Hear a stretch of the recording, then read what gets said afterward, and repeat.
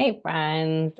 So I am doing a little series on a little bit more in depth for polyvagal theory, and this one is about sympathetic in a polyvagal perspective. So sympathetic is what we call in polyvagal perspective the gas pedal. So it is a mobilized energy. And a question I like to ask folks to see if they're having any mobilization in their system is um, how does it feel to, if I said you need to go run and scream and smash things? And usually, if we're in a more mobilized place, that sounds really good. We'd love to do that.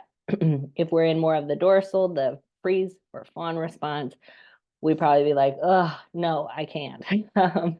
So the mobilized energy can be felt in a bunch of places in your body. Um, a lot of people experience jitteriness, sort of this like irritated or agitated state. You can feel an upset stomach, like you can feel diarrhea. You can feel a rapid heart rate. You can feel rapid breathing. You can feel really hot because a sympathetic uh, works with your temperature controls or affects your temperature controls. And in sympathetic, you can get a real narrowed vision because you're looking for the identified threat and you want to keep your eye on it so that you can run from it or go towards it to fight it.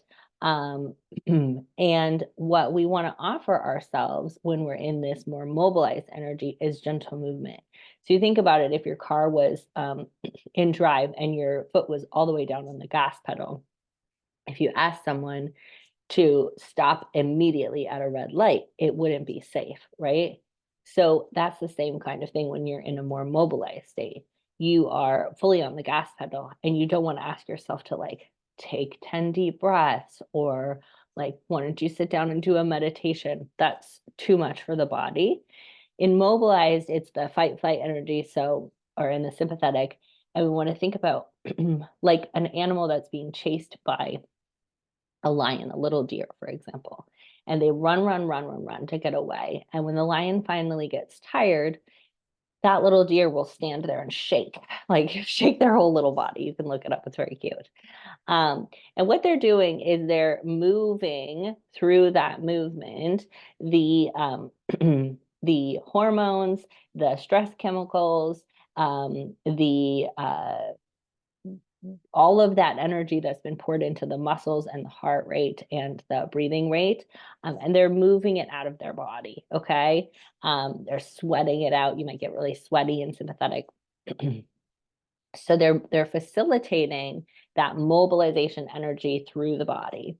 So some gentle movement ideas are different from exercise. So a lot of us associate exercise with a defense state because we're either doing it because someone's like yelling at us or we're trying to fix something about ourselves, and we can have like a sympathetic relationship with exercise.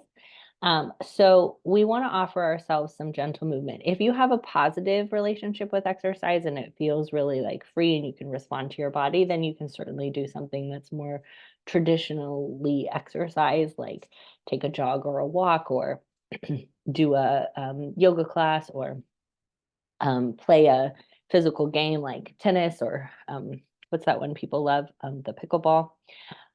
If you don't have a easeful relationship with exercise, then I would encourage you to do something that's not exercise related. Rocking is a really good one. You can do that sitting. You can do that standing. I really like a standing one where I add in like a lunge. I'm bending my knee and rocking side to side and looking out across. So I'm also giving myself that visual expansion. You can do progressive muscle relaxation, which I have a whole video on, which can be really nice. You tense up muscle groups and then you breathe into them and release. You can do anything around the house or outside, like gardening or pulling weeds or stacking wood or scrubbing a toilet, scrubbing a floor. Again, if you're going to do something chore related, notice if you have, some of us have like family trauma around chores and like housekeeping pressures and anxieties. So if it's bringing up that for you, I wouldn't choose it. you can knead dough, chop vegetables, carry someone's groceries, get a little sack and walk around the neighborhood, pick up some trash. There's sort of endless ideas. And then the other piece of supporting yourself when, excuse me, when you're in sympathetic is noticing what was it after you've supported yourself with some gentle movement. What was it that was being perceived by your body as something that you needed protection from?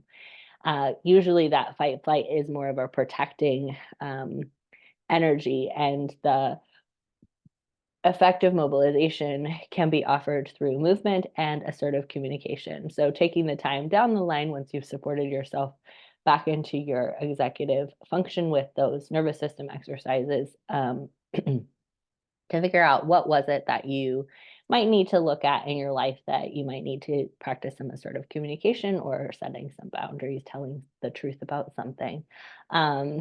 So sympathetic is not a negative place. It's just giving you information, like all of the nervous system states, they're all just giving you information.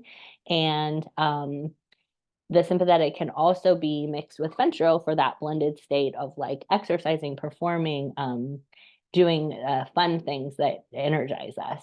Like for me, making videos or meeting with clients, or making a podcast, any of those. So sympathetic's not a bad guy, but if you're experiencing it in a chronic way, through anxiety or panic or hypervigilance, you can consider increasing your movement in a daily way, not just in response to that sympathetic mobilized state, giving yourself more gentle movement every day, and then taking a look at assertive communication. Okay, love you.